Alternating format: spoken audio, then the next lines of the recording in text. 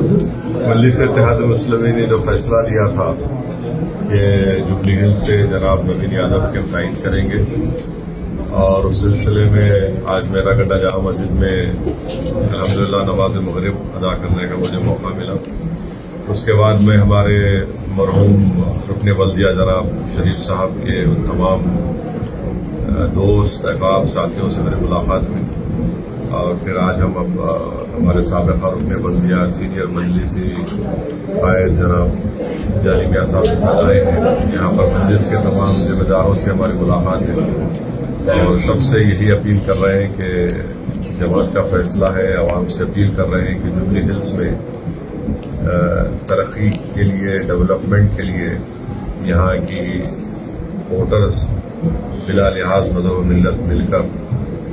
ایک نوجوان کو کامیاب کریں تاکہ جبلی ہلز میں ہم ڈیولپمنٹ کرا سکیں۔ پچھلے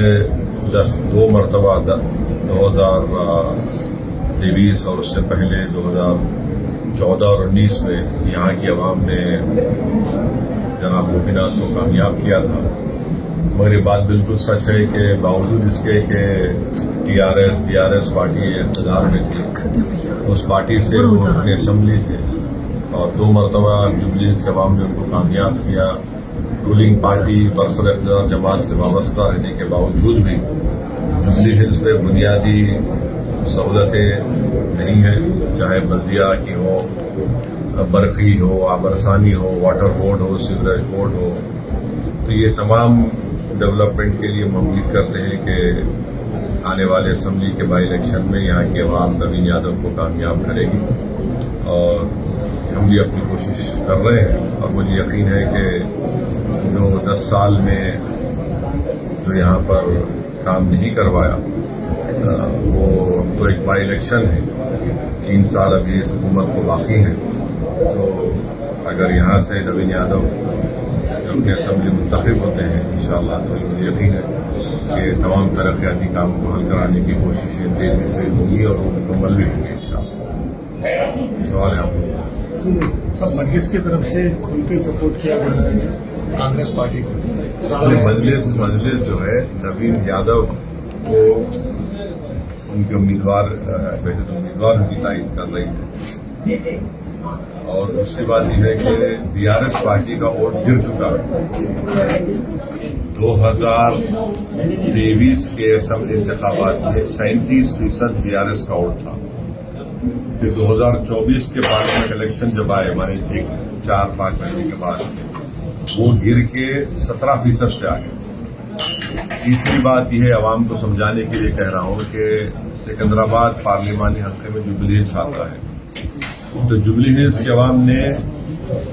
سکندرآباد کی پارلیمانی حلقے میں جبلی ہلز میں بی جے پی کو کامیاب ہونے نہیں دیا۔ 1,08,000 قریب دانم ناگیندر ووٹ ملے، جو کشن ریڈی کامیاب ان کو 70,000 قریب،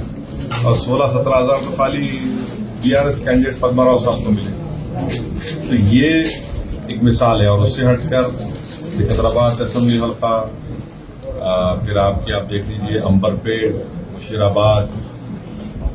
ان تمام مقامات پر یہاں پر تو بی جے پی جیت گئی، اور ٹی آر ایس 3 نمبر پہ تھی۔ نامپلی میں ایک ہی حلقہ تھا اور جبلی سے جہاں پر بی جے پی کو اکثریت نہیں ملی۔ تو امید کرتے کہ جو پارلیمنٹ الیکشن میں جبلی کے عوام نے بی جے پی کو ہرانے کے لیے متحدہ اپنے ووٹ کا استعمال کیا، اسی طرح کریں گے، اور بی جے پی یہاں پر کامیاب ہوئی، بی آر ایس کا ووٹ ان کو ٹرانسفر ہو گیا۔ یہاں پہ کانگریس، بی جے پی اور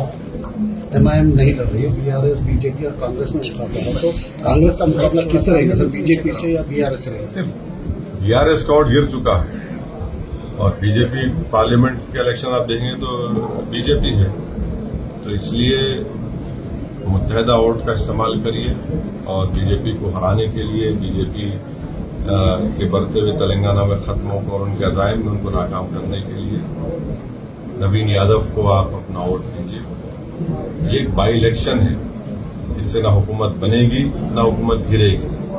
2028 جب آئے گا، جب ایک الگ فیصلہ لیا جائے گا، اور ابھی تو ایک بائی الیکشن ہے، اور جبلی سے ڈیولپمنٹ بہت ضروری ہے۔ یہاں پر بہت سلمز ہیں، नाम जुबली हिल से तासुर मिलता है कि अरे भाई बड़ा तरक्की याफ्ता इलाका सा नहीं है, बहुत से स्लम्स हैं। और इस वार्ड में मजलिस का उम्मीदवार कामयाब है जनाब मरूम शरीफ साहब,